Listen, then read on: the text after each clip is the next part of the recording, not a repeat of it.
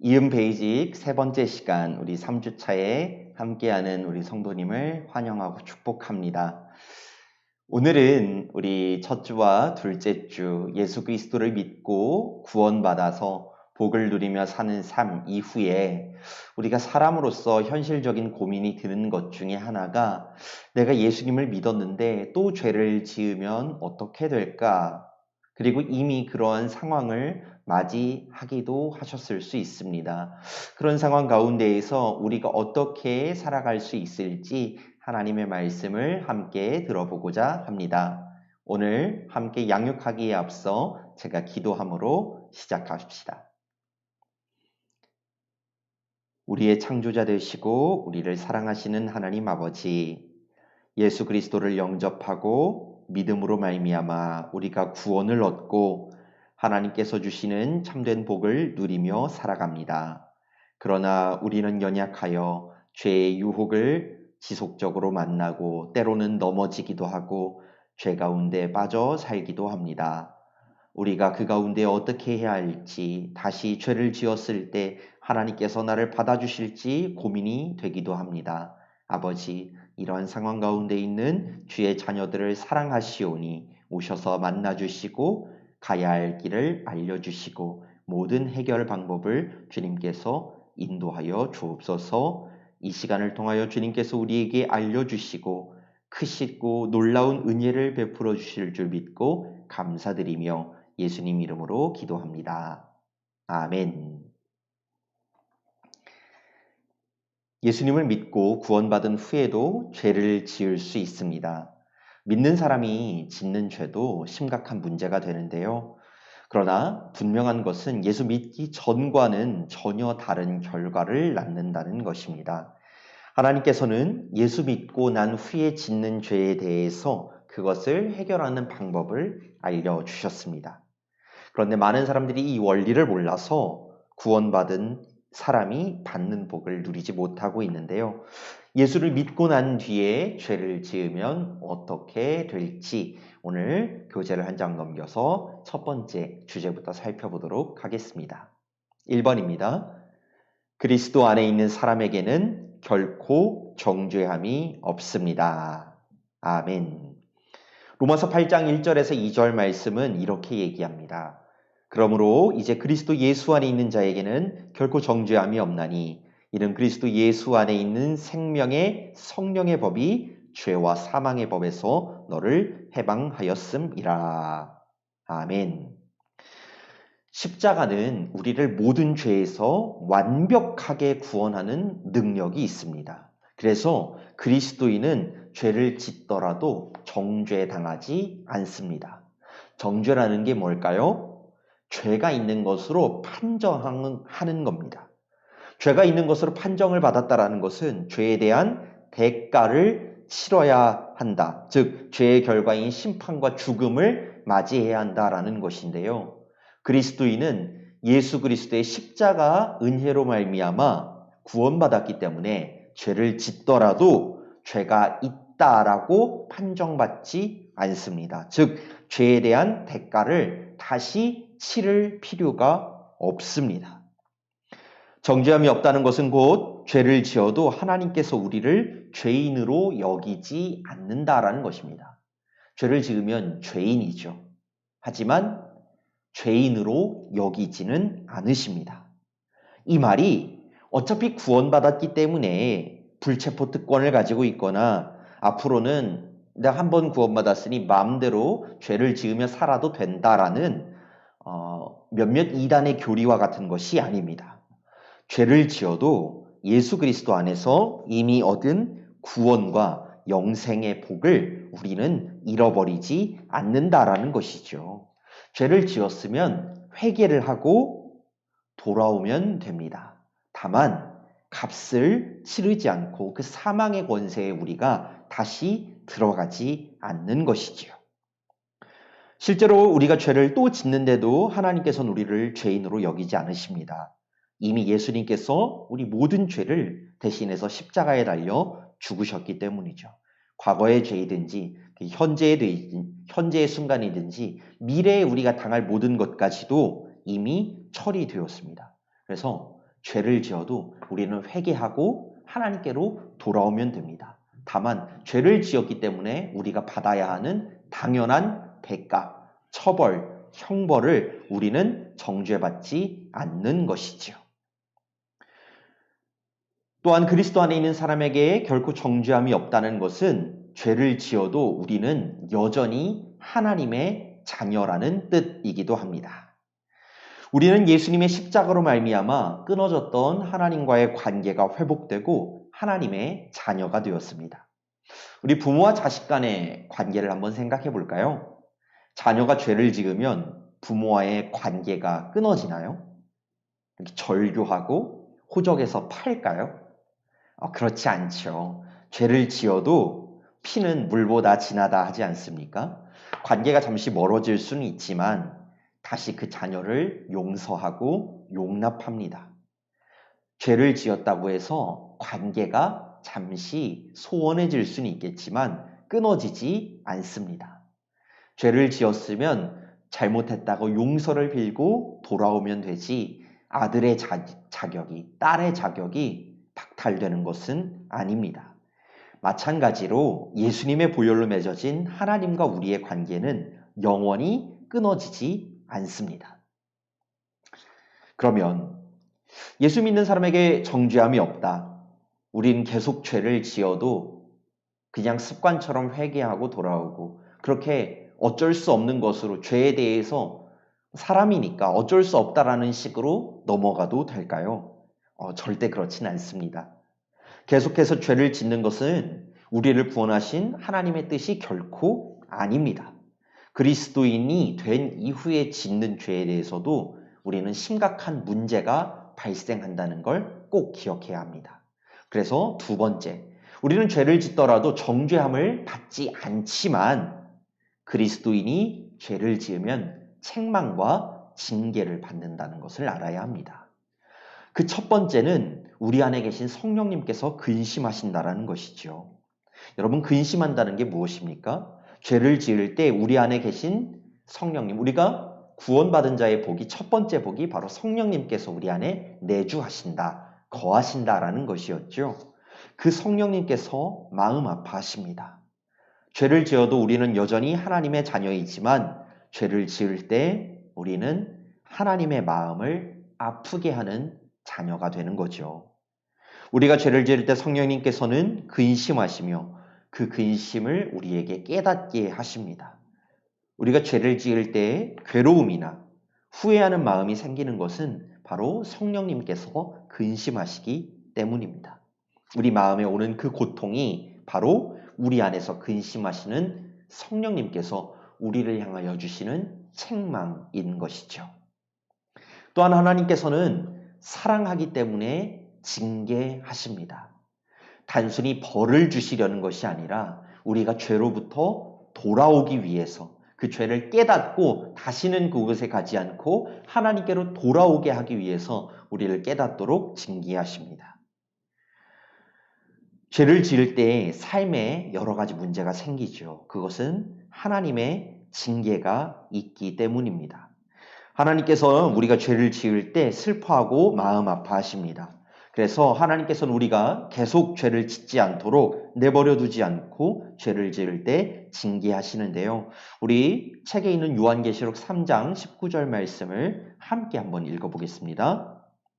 무릇 내가 사랑하는 자를 책망하여 징계하노니 그러므로 내가 열심을 내라 회개하라. 아멘. 하나님께서는 우리를 회개하기 위하여서 책망하고 징계해 주십니다. 예수를 믿더라도 우리가 죄를 지으면 삶에 문제가 생깁니다. 문제의 유형은 보통 두 가지인데요. 첫 번째는 죄의 결과로 인해서 생기는 문제가 있고요. 두 번째는 하나님이 징계하시기 때문에 생기는 것들이 있습니다. 누군가를 만약에 때려서 다쳤다라고 생각을 해볼까요? 그럼 그곳에서 우리가 찾을 수 있는 첫 번째 죄의 결과는 상대에게 상처가 남겠죠. 육체적인 상처든 마음의 상처든 그것은 때렸기 때문에 죄의 결과로서 생길 수밖에 없는 결과입니다. 그러나 또 한 가지 남는 것이 있으니 바로 누군가를 아프게 하고 다치게 했을 때 나에게 내 마음속에도 두렵고 후회하는 마음이 생기게 됩니다. 때로는 주위 사람들을 통해서 내가 잘못된 상황에 있는 것을 알게 되고 질책받는 상황도 우리가 만날 수 있는데 바로 이런 것들이 하나님의 징계 때문입니다. 우리 사람의 부모도 자녀가 잘못을 저지르면 벌을 주기도 하고 매를 들기도 합니다. 부모가 이렇게 하는 건 자녀가 밉거나 자녀에게 체벌하기 위해서가 아니라 그 자녀가 이것이 잘못되었다는 것을 알고 다시는 그 죄를 짓지 않도록 잘 되기를 바라기 때문이죠. 마찬가지로 하나님께서 우리를 징계하시는 것도 우리를 사랑하시기 때문입니다. 우리가 거룩하게 살기를 원하시고 우리에게 복 주시기를 원하기 때문이죠. 이렇게 그리스도인이 죄를 지으면 정죄함이 없지만 동시에 하나님의 책망과 징계가 있다라는 것. 그러면 죄를 지으면 우리 자신에게는 어떤 일들이 일어날까요? 우리 자신에게 일어나는 일들 세 번째 주제입니다. 그리스도인이 죄를 지으면 은혜와 복을 누리지 못합니다. 첫 번째로 기쁨과 감사, 평안을 누리지 못하는데요. 성령님 안에 있으면 로마서 14장 17절에 따르면 의와 평강과 희락이 있다라고 얘기합니다. 그런데 그 성령님을 근심하게 하니 우리 안에 의와 평강과 희락이 사라질 수밖에 없지요. 구원받은 하나님의 자녀들에게 기쁨, 평안, 감사의 삶이 약속됩니다. 환경이 좋든지 나쁘든지 내 지금 상황이 좋든지 나쁘든지 상관없이 그리스도 안에서 항상 기뻐할 수 있고 평안하고 범사에 감사할 수 있지만 그리스도인이 죄를 짓기 시작하면 이런 것들을 누리지 못하게 됩니다.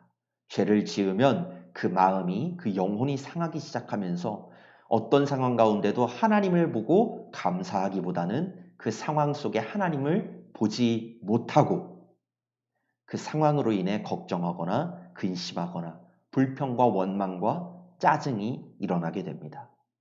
이뿐만이 아니라 예배가 무너지고 기도가 막힙니다. 바로 하나님과 나 사이를 죄가 가로막기 있기 때문이죠. 예배와 기도는 우리가 하나님과 교제하는 중요한 통로인데요.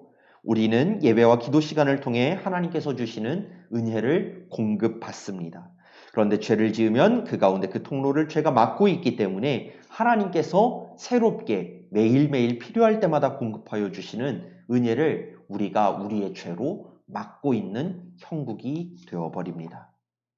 또한 우리의 사명을 감당하기가 어려워지죠. 하나님께서는 예수 믿는 사람들을 통해 이 세상 가운데 하나님의 사랑이 퍼져나가고 빛의 역할을, 소금과 같은 역할을 하라 말씀하십니다. 선한 영향력을 끼치며 사는 것이지요.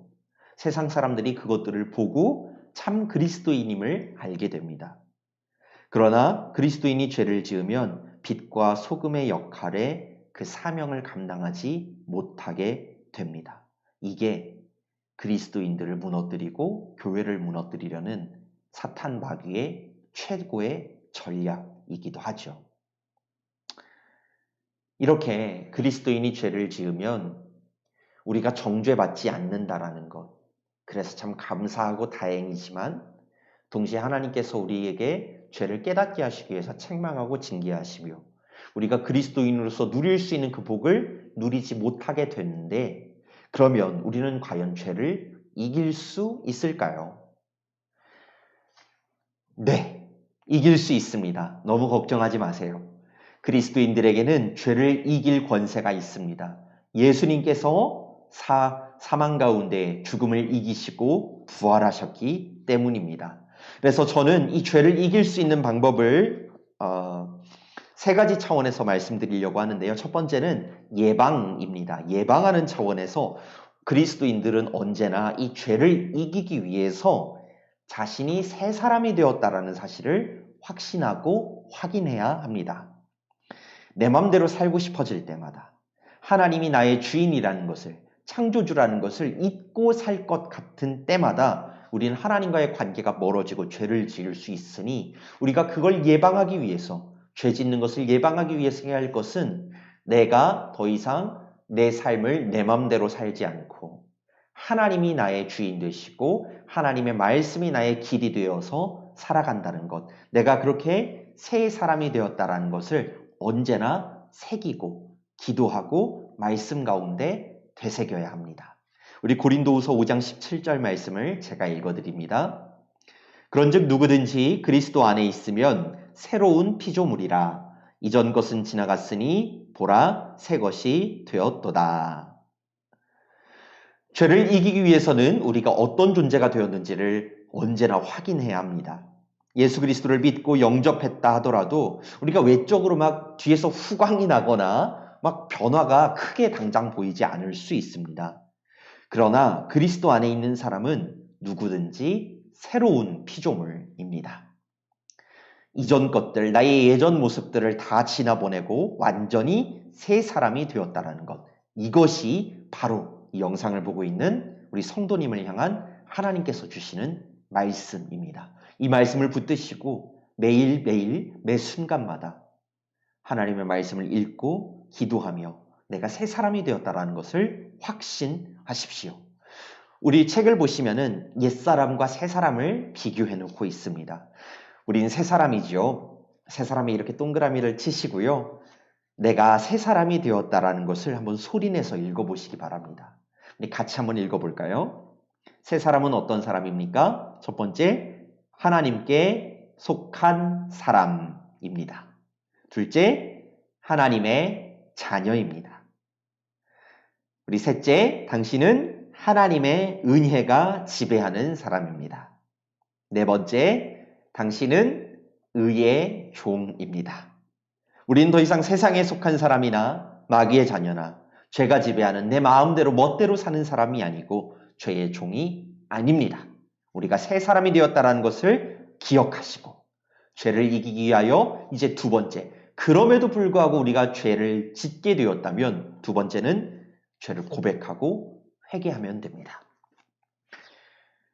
우리가 죄를 지을 때 우리 안에 계신 성령은 예배와 기도 생활, 양심 등을 통해서 죄를 깨닫게 하십니다. 그리고 그 죄를 깨달았다면 그 죄책감, 그 양심의 문제가 예배 가운데 혹은 기도하는 가운데, 말씀 가운데 알게 해주셨다면 그 즉시 하나님께 우리의 죄를 고백하고 그 죄로부터 깨끗하게 되기를 바라는 마음으로 용서를 구하십시오. 죄는 세월이 지났다고 해서 없어지는 게 아닙니다. 죄는 하나님과 단절된 상태이니까요. 기억에서 사라졌다고 해결되는 것도 아닙니다. 죄의 문제를 해결하는 것은 하나님 앞에 회개하는 것밖에 없습니다. 그리스도의 보혈로 씻는 회개의 방법을 꼭 찾으십시오. 그리고 마지막 세 번째입니다. 회개하셨다면 용서받았다라는 확신을 가지십시오. 용서의 확신을 가질 때 우리는 죄책감에서 해방되고 구원받은 자가 누리는 그 복들, 우리 두 번째 주간에 배웠던 복들을 다시 누릴 수 있습니다. 우리 요한일서 1장 9절 위에 나와 있었는데요. 제가 한번 읽어드립니다. 만일 우리가 우리 죄를 자백하면 그는 미쁘시고 의로우사 우리 죄를 사하시며 우리를 모든 불의에서 깨끗하게 하실 것이요. 아멘. 하나님께서는 우리가 죄를 자백할 때 우리를 모든 죄에서 깨끗하게 해주신다고 분명히 성경 말씀을 통해서 약속해 주셨습니다. 그러므로 진심으로 죄를 고백하고 회개했다면 깨끗하게 되었다는 사실 또한 진심으로 받아들이시고 믿으십시오. 그리고 그 모든 죄책감, 우리가 죄로부터 매달려 살게 만드는 악한 마귀가 주는 그 죄책감, 회개한 이후에 생기는 죄책감들에 대해서 해방되시고 자유해지시기를 바랍니다. 하나님께서 우리 죄를 완전히 용서해 주셨다는 확신을 가지시고 하나님의 은혜 가운데 다시 살아가시면 됩니다. 우리는 그렇게 죄를 이길 수 있습니다. 같은 죄를 또 반복할 수도 있겠지요. 계속해서 회개하면 됩니다. 회개하는 것이 관건입니다. 부모와 자녀 사이에 똑같은 실수를 반복합니다. 그런데 자녀가 어느 순간부터 내가 또 용서받을 수 있을까 두려워서 숨기고 서로 알고 있지만 말하지 않고 있다면 그 사이에 서로를 향한 신뢰가 깨지고 불신이라는 벽이 서로를 멀어지게 합니다.